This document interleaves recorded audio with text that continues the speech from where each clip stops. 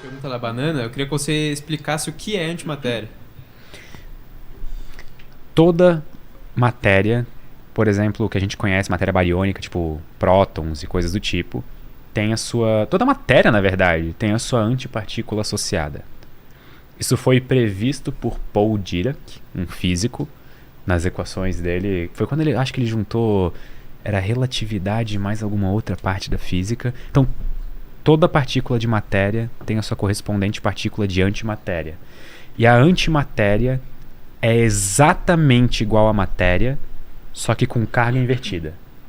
Então, um próton, que é a partícula de matéria que tem carga positiva, vira um. Cara, é muito difícil de falar nomes à meia-noite, tá ligado? O próton, a antipartícula do próton, vira um É um antipróton. antipróton. E o do elétron vira um positron. Que daí tem a carga positiva. Tá. E o que é interessante é que no surgimento do universo, a gente imagina que a mesma quantidade de matéria e antimatéria foi criada. Ah, é? Só que, por algum motivo, a antimatéria do universo sumiu. E só sobrou matéria. Isso é conhecido como assimetria bariônica. E é um dos enigmas ainda, tipo, uma das perguntas em aberto de por que o universo é desse jeito.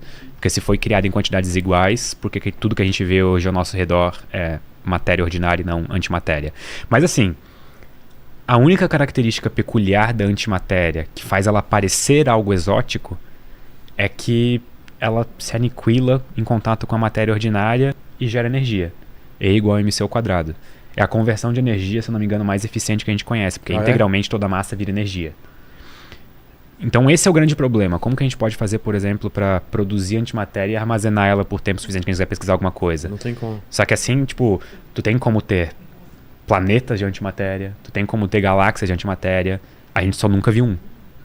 Entendeu? Tipo, não quer dizer que eles existam. Entendi. Só quero dizer que, tipo assim, no sentido da matéria em si, das propriedades dela, é exatamente tipo, igual a que a gente tem, só que com carga invertida. Caramba, cara.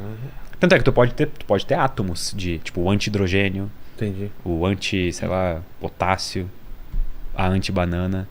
Mas em que ponto tá o lance da antimatéria hoje em dia? Todo mundo concorda que existiu Não, a gente consegue produzir no LHC, por exemplo. A antimatéria... no acelerador de partículas? A antimatéria é produzida, por exemplo, no decaimento do potássio da banana.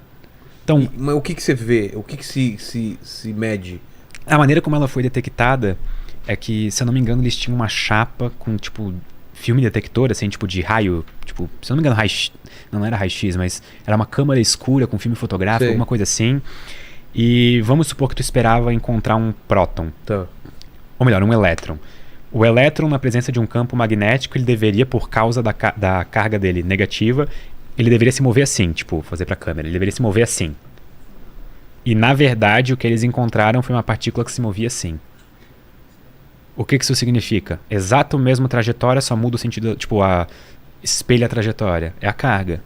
Então, assim que foi descoberta a antimatéria. Porra.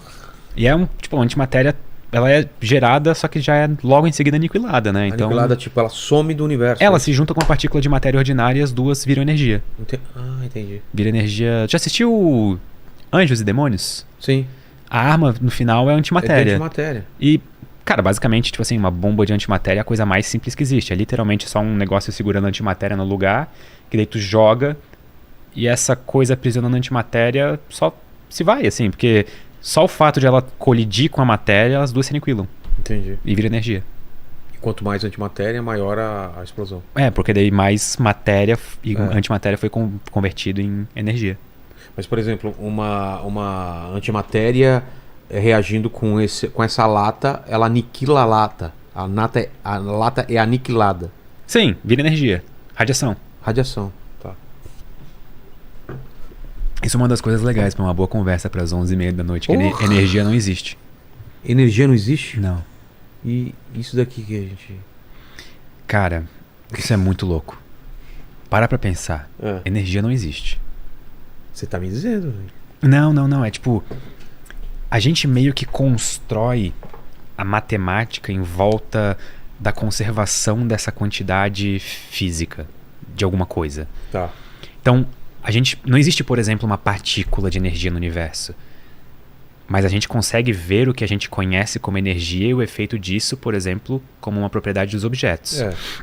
O físico Richard Feynman tinha um exemplo muito interessante que ele usava para ilustrar isso. Vamos supor, tipo assim, que tu sabe, por exemplo, que uma criança tem, sei lá, bloquinhos. Certo. E todos os bloquinhos são iguais. Tu sabe o volume deles. E aí, todo dia tu monitora, por exemplo, o nível de uma banheira. E o nível da banheira, tu sabe que ele tá no estado mais alto quando tá quase transbordando. Só que daí, amanhã, o volume da banheira caiu exatamente o volume de um bloquinho. Tá. Ou caiu o volume de 2 blocos. Tu nunca vê os bloquinhos diretamente. Eles estão, tipo, dentro ali, sabe? Tipo, eles estão junto com aquele processo. Só que, tipo, tu consegue medir aquilo indiretamente.